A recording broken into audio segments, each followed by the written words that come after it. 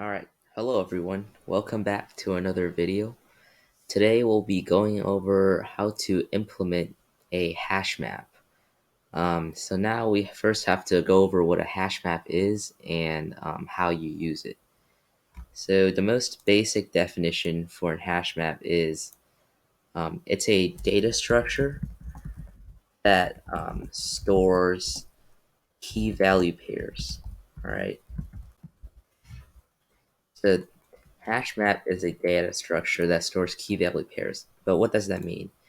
So say you're designing a system to hold student info. So in this case, the key would be the student ID, and then the info would be maybe their test score or whatever info you want to put in there. So a normal implementation of that you would just say map for an integer, and if we're going to put the test score, then it's another integer. Um, student info equals new hash map.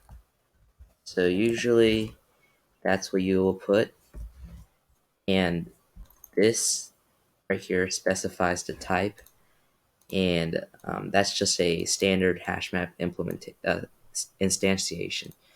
So hash map has four core functions. The first one is put, the second one is get, the third one is remove, and the fourth one is contains key.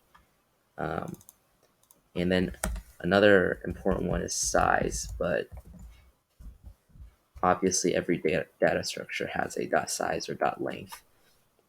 So first, we have to get a few things straight. The thing that makes hash maps so attractive is that you can put, you can get, you can remove, and you can check if it contains in an average of constant time. What I mean by constant time is big O of 1. All right, that's what makes hash maps so attractive. It is very efficient. But you might be wondering, how does it do that? Because normally when you're inserting, you would put it at the end of the list, and that's normal. So insertion usually is O of 1 if you're using arrays, or if you're inserting to the end of lists. However, you might be intrigued by the contains key method, because the contains key method can give you returns a boolean of whether the key that you're searching for is in the list in O of 1. But the normal way to do it is to do a linear search, or do a binary search of the list is sorted to see whether the key is there. So in order to understand that, we'll start with the put method. All right.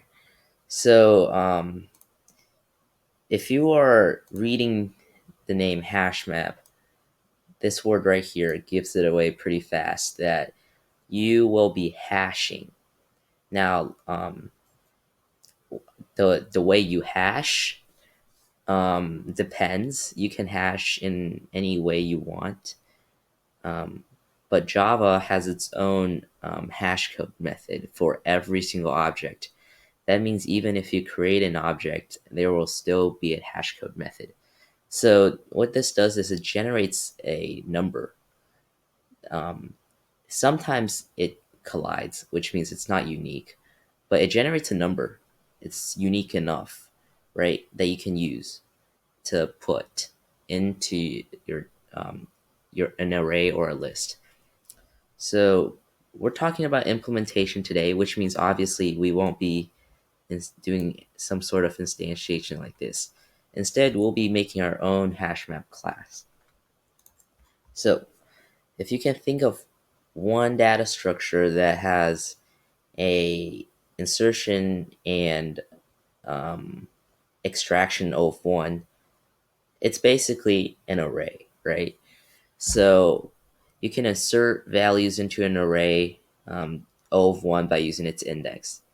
So now let's think about it. We have a hash. we can hash. So we can hash our object, and we have an array. What can we do? Here's what we can do. We can get the hash, and then we can mod it by the array's length. What that does is it gives you an index that you can store the key value pair into. But now there might be a problem. Obviously, you don't have infinite memory, which means you don't have infinite array size.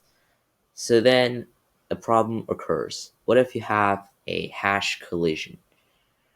What I mean by hash collision is that because the array size at first is going to be small, right? What happens is hashes such as 100 and 200, if your array size is 10, then they will be they'll land on the same index. So that's called a hash collision, or it might be just that you have the same hash. So how do you solve that? Remember, HashMap has an average insertion get contains remove of constant big O of 1. That does not mean that every single operation is O of 1. Therefore, what we're going to do is very simple. If the array cell can only hold 1, then what if we extend the array like that, right? So it can hold more if it needs to. And that is how we're going to solve the problem of hash collision. And to find the hash, we can just go to this index and then loop through every entry in that position. Now, of course, you might be thinking that's O of n, but hash collisions will occur less often as the array size gets larger, right? And you don't really have to loop through it very often, which means um, the average speed is still constant. But now you might be wondering, how will we do that? So if you don't know an array, you can do any sort of data structure on an array. And the specific data structure that's going to do our array is we're going to be using a linked list. All right. So I have a linked list example right here. So this is what a linked list truly is. You have a head that points to a node, that points to another node, and then points to an end, right? If you only have one node, then node 1 will straight point to the end. So now let's talk about how you add. So let's say I have node 3. Now, of course, the most efficient way to add is to add at the beginning of the list. So what I can do is I have a node 3. So I can make that a linked list, and then I can make its next to be node 1. And then node 3 gets connected to this whole node, and then they become one giant node.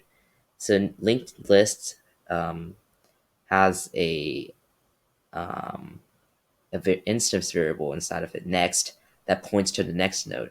Therefore, we can modify the next to have whatever node we want, and this node will point to this node, which means node 3 will point to node 1, which points to node 2, which points to end, which marks the insertion of node 3. Now let's just say we just inserted it and we don't want it anymore. How will we do that? To delete, it's very simple. So the head is still here, right? Or you can just, so node 3, right? It's next. What if we point the head's next is originally pointed to node 3, of course. But now, what if we want to delete node 3? It's very simple. You point the head's next to node 1. And then nothing is referenced to node 3, remember? Now the head is pointed to node 1, which means that even though node 3 is still there, it's technically not in the list. So what that means is you've successfully deleted it from the linked list. Alright, so now let's head back over to our HashMap implementation page and look at the get method. Now the get method is very important because if you can't get and a key value pair from a hash map, then there is really no point of using a hash map. So as we said earlier, if there was hash collisions, we would use a linked list here, right, to store all of its same hash. So how do we get the get? First, we get our hash index, which is the hash code modded by the length of the array. So let's just say in this case we get 0. So now we're over here. But now you can see there's three entries in that position. All that we need to do is we just need to loop through all three and check that which key is equal to the key that you want to get, and then return its value. So get method is relatively simple. Now remove. Remove is an interesting one because in a linked list, when you want to remove it, that's actually quite complicated. So what we're going to do is we're kind of going to do the same thing as get, where we first need to find that entry, right? So we find the entry. Let's just say it's this one. So now we have an entry called to remove. So to remove will point to this after we find it, and then we'll just call the linked list dot remove to remove. It'll take in that object and then it'll remove it. So remove is relatively simple as well. Now contains key is probably the second simplest. The simplest is the size.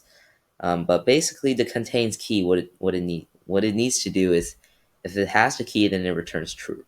So you just first get the index. If it's null, then obviously it's not there, so return false. And then if it's true, then you loop through all the entries in that position. And if you find it, then you return true. If you don't, then you return false. Now size, all that you need to do for size is every time you put a get operation, increment the count by 1, and you have a get size or dot size that returns the count, and that's it. Now we have one more issue left before we can continue, and that is, what if the array size is too small? Obviously, we don't want to keep piling on. We don't want to keep piling on to existing indices like that, because then this will grow linearly and it will actually be closer to a linear speed rather than an average of constant speed. Therefore, we need a resize function, obviously. And how we're going to do that is pretty simple. First, we want to save our existing hash map, right? But let's go over why we can't make a copy of it first. So you can see that each hash has its unique number. Quotes unique. What happens if you make a copy and just add that is that your hash messes up, because remember you're modding by the array's length. So if you increase the length, then technically your index is going to change. Therefore, when we use a resize function, it's actually going to be a linear resize. However, you will not be calling the resize very often because it will double every time it resizes. So therefore, the average runtime is still constant. Basically, you save the old hash map, and then you create a new one that is 2 times the size or 3 times the size, depends on what you want. But basically, you create a new one, and then you loop through each entry in the old one, and then you call our put method that puts it back into the new one, and that's it for the resize. So now that we have gone over how you can implement one, let's go take a look here. All right, so in this video, I won't be coding it along because this is actually a very long implementation. Well, not very long, but pretty long implementation. Therefore, I'll be walking you through what is already coded here. All right, so let's take a look at this. Right here, this is our key class. So what it has is we're going to be using an int for our key. So it has an int, and then it has the constructor. Key equals k. K is this parameter here. And then down here, the main thing to get is that this is actually auto-generated. IntelliJ auto-generates dot equals and dot and hash code if you need it. But what is this? What this is that this checks whether the keys are equal to each other, like object, right? Um, and then it converts it to a key, and if it's equal, then it will return true. If it's not, then it will return false. Now what the hashcode method does is right here, object.hash. Every object has a hash method. Basically, any class you write in Java, because a Java class is it's inherited from an object, which means it will have the object.hash. All that we're doing here is that we're just overriding the parent function and then calling it on our own right here. So this will return a unique quotes unique number that is going to be the hash code of the object. So let's take a look at value. So right here I put a right here value is basically the same with an int and then a constructor. I put a dot get value just in case you want to see what the value actually is, and then this is just some equals code, same as the key, just to check if they're equal. All right, so now let's go head over to our entry.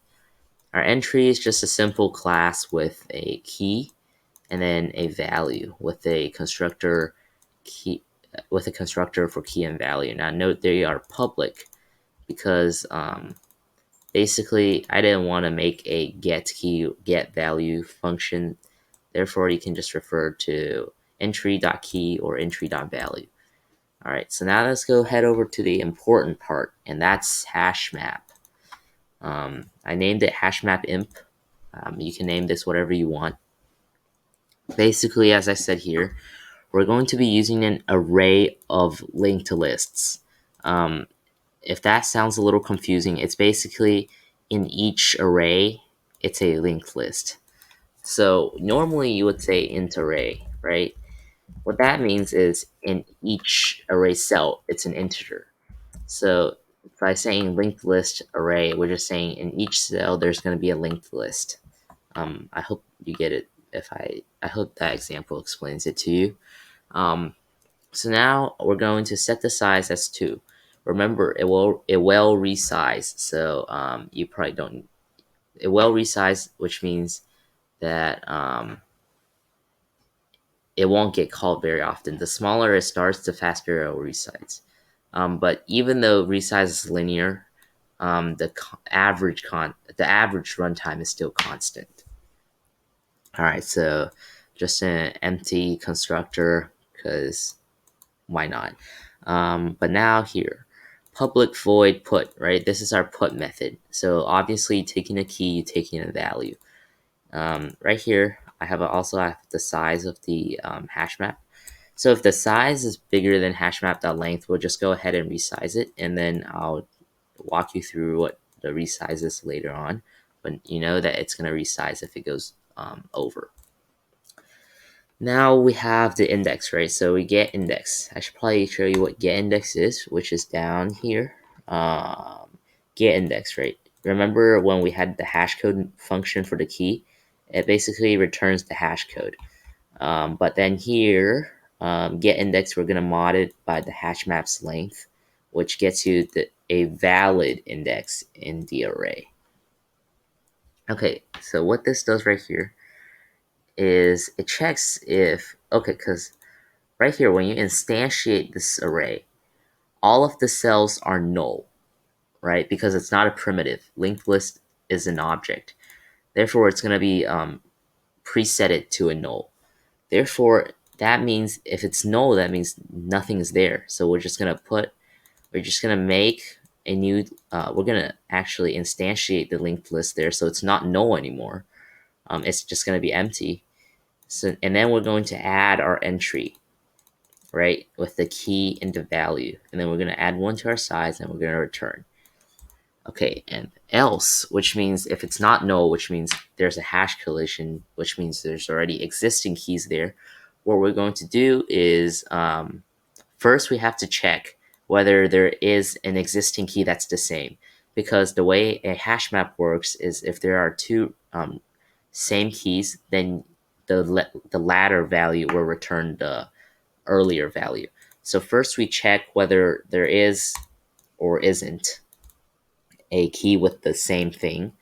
So that's right here, entry.key. Remember how I said I didn't want to do a get key? So basically then I can call entry, which is this entry, and then so entry.key dot equals to key. And remember this dot equals is technically in the key class, overriding the parent function, the parent dot equals. So you have an entry dot key dot equals key. If that's true, that means there is an existing key that is equal to the key that you want, which means there's a duplicating key, which means you need to replace that existing entry value with value. And then, of course, size plus plus. Now, once it gets out of the loop, now if there is one, remember it will return, which means when it's out of the loop, it means there is no existing key that matches, so you'll just put it at the end of the array. So just dot add new entry key value and then size plus plus return, right?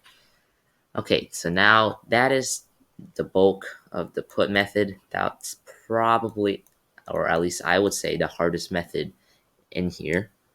So now we can go over to get. Now what get does is it gets the value if there is a value, right? So first you get the index once again. If it's null, that means there's nothing there. That means you don't need to worry about it because there is no key that corresponds to the key you want, so you return null. Now, if there is one, you just you just loop through the entries in that position. It might be just one entry, it might be two, but you're still gonna loop through them.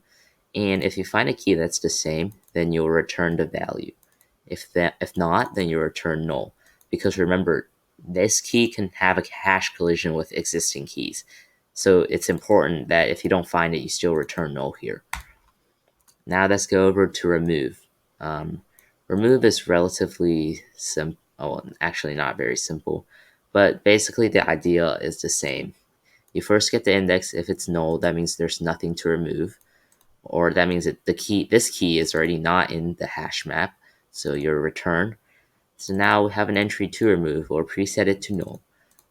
Later, that means if we don't find one, then we'll just return out of it. So here, same idea as get, we loop through the entries in that cell. And then if we find a key that is equal to the key, then to remove will be equal to entry.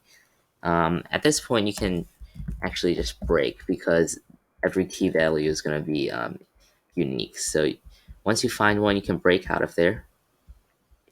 And then if to remove equals to null, that means again there's a hash collision and that key actually doesn't exist in the hash map, which means there's no point of removing it, so we'll return out of it if to remove is null.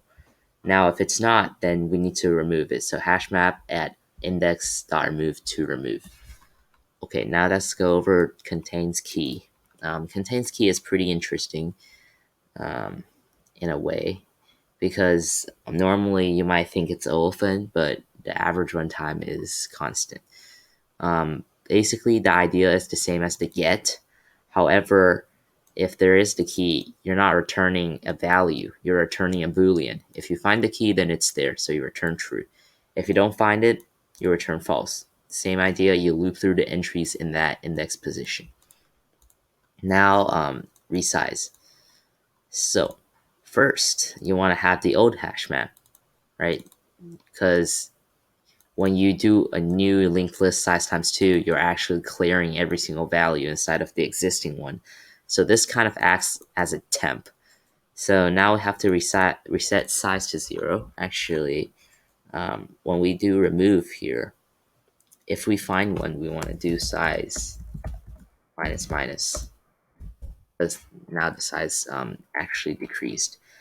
But in resize, we want to set the size to 0 because we're going to be calling this put method. And if you can scroll, if I'll scroll up and then you'll see put, it actually updates the size for you. So just remember to set the size back to 0 and then loop through every entry in that old hash map. So first we have to loop through the cells in the array, and then we have to loop through the entries in that cell to get, and then we just put entry.key, entry.value. Remember, this takes in a key and this takes in a value, and then it puts it back into this hash map. And that's basically it. If you want the size, just return the size, right? Nothing too fancy there. So now I have a main. So right here, I instantiated our hash map, and then we put map.put new key 10, new value 20, map.put new key 40, 200, map.put 10, 4302, and then we removed key 10. So now I'm actually going to comment out this remove first to show you, and then we're going to put dot get value to show you what this shows. So right now we have a 10 here, a key of 40, and a key of 10. So the first print statement asks whether the map contains a key of 40. Obviously, the key of 40 is right here, so it returns true. Now remember, when there's two keys, the latter one replaces the earlier one. So when we do a map.get new key 10, we'll get 4302. And if we do a map.get key of 40, we'll get a key of 200. Okay, so now we're going to remove the key of 10, and we'll get rid of this. And what we should see is we should see null. And we do see null, which means that value is now gone. And that's basically how you implement a hash map. Now you can switch up the data types in here to be whatever you want, like strings or whatever list. But that is how you implement a hash map. The idea is very abstract, but the implementation, I would say, is relatively simple. If you like this video, make sure to give it a like and then subscribe to my channel for more future content like this one. And I'll see you in the next one.